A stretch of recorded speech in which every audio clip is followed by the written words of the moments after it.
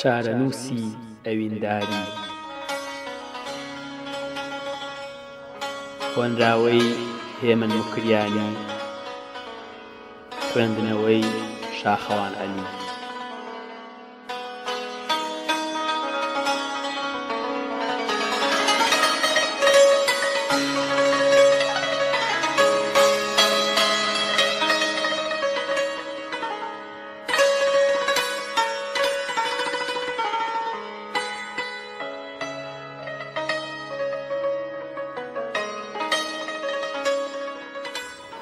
بەهار بوو فەسڵی زستانم ئەگەر یارم لەگەڵ بایە،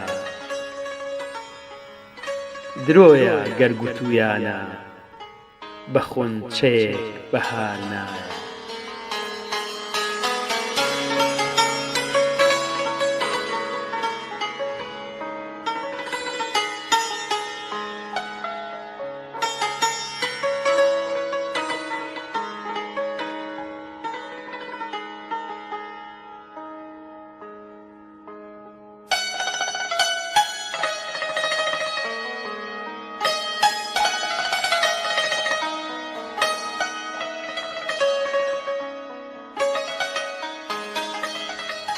لە بارانێ مەپرسە تا هەور بگرێ بەری ڕۆژێ، دەبێ بگرین هەتا ڕووی تۆ لەژێر چارشێوی ڕەشدایە.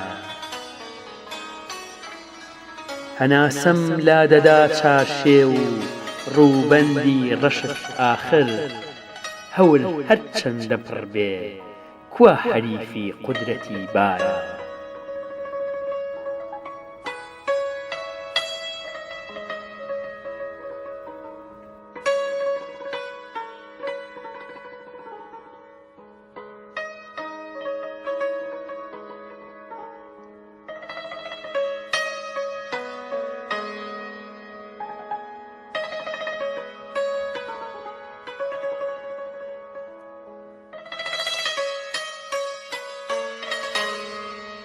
لەژێر سایەی برۆکەتدا حوکمڕانی دەکا چاوە،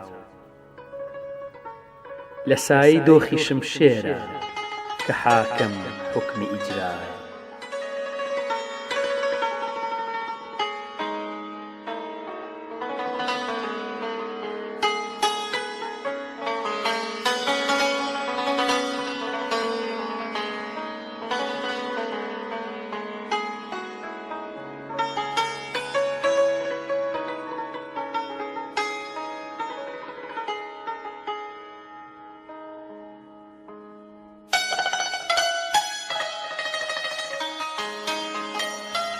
لەسەر بەفری بەکار نایە وەکوو بیست و مەداوی ڕەش، لەسەر کوڵمەت ئەدی بۆ دڵگرە ئەو بسکە تاتایە.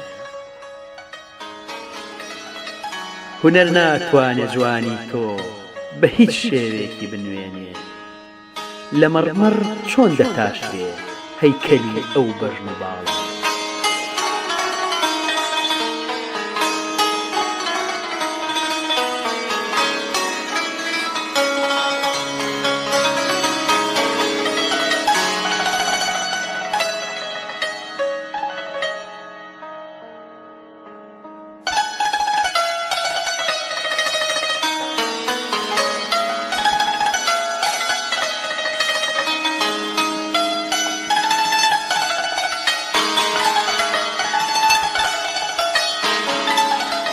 بەڕیشی بۆزەوە سوجدەی بۆ دەبەم من بۆ جەماڵی تۆ، ئەدی بۆچی دەیانگوت دار کە پیر بوو تازە دانایە.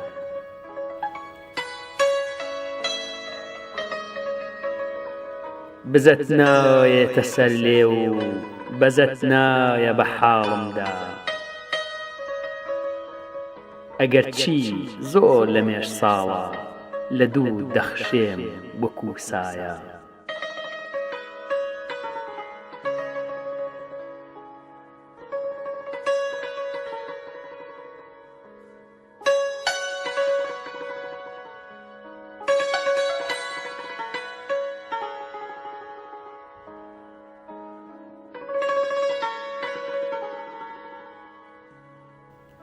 دەزانی بۆچی من هێندە پەرێشان و خەفەتبارم؟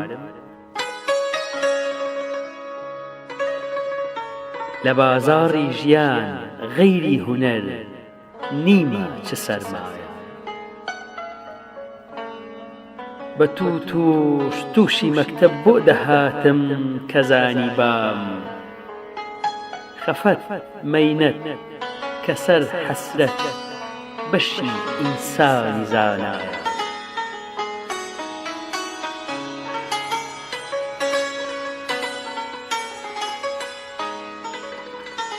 لەگەڵ چارە ڕەشی و دوورە بەشی و نەکبەت دەبێ هەڵکەم، لە مێژە چارە نووسی ئەوین دارانی کوردی هەروایە.